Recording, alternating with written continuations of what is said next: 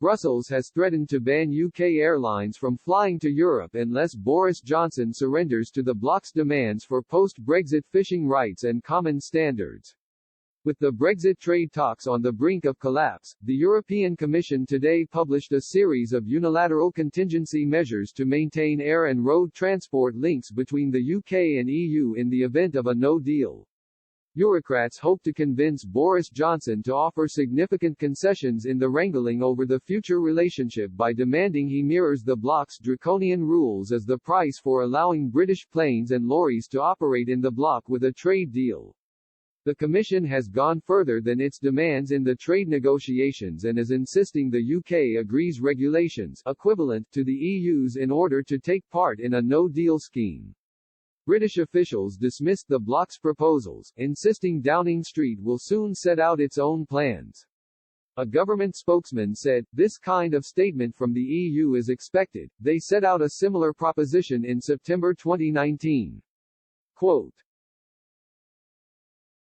"The UK government has already set out its own plans in the event no FTA is reached, and we've said that we would discuss practical arrangements with the EU.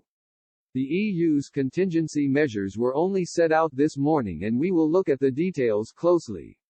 The EU's contingency document states, "A level playing field requires that, even after the end of the transition period, the UK continues to apply sufficiently high and comparable standards."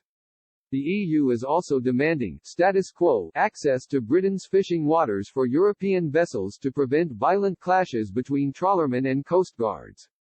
They want continued reciprocal access by EU and UK vessels to each other's waters, for up to 12 months after a no-deal Brexit. While the plans are not officially linked, EU chiefs will use the political threat of banning UK planes from the bloc unless the Prime Minister caves in the row over future fishing rights and common standards.